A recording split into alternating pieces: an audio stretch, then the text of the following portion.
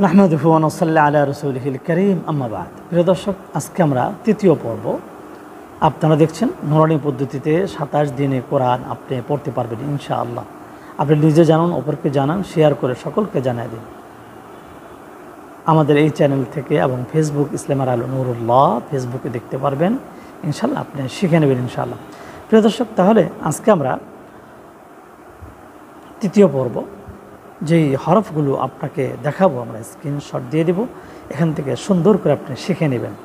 এখানে হরফ, প্রথম যে হরফটি আসছে সেটি হলো হা, কণ্ঠনালী চাপা দিয়ে হা, এরপর হলো খ, এরপর হলো জিম, শক্ত করে লম্বা করে জিম, এরপর হলো র, র লম্বা করে, এরপর জা, জিব্বা চাপা দিয়ে জা, ওয়াও, ওয়াও, দাল, রাল,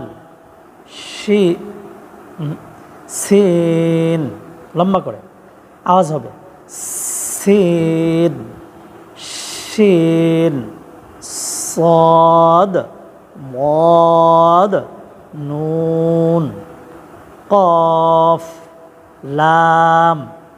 এই হরফগুলো আপনি সুন্দর করে মুখস্থ করে নেবেন, বারবার পড়বেন, বারবার পড়ে মুখস্থ করে নেবেন, তাহলে আপনার জন্য সহজ হবে। আপনি আমাদের সাথে 27 দিন যদি আমাদের ক্লাসগুলো করতে পারেন, আমাদের ক্লাসে থাকতে পারেন, তাহলে অবশ্যই আপনি সুন্দর করে কোরআন পড়তে পারবেন। প্রিয় দর্শক, নিজে দেখুন, অপরকে দেখার সুযোগ করে দিন, শেয়ার করে দিন। কোরআনুল কারীম বিশুদ্ধ তেলাওয়াত শিক্ষা করা আপনার জন্য, আমার জন্য ফরজ।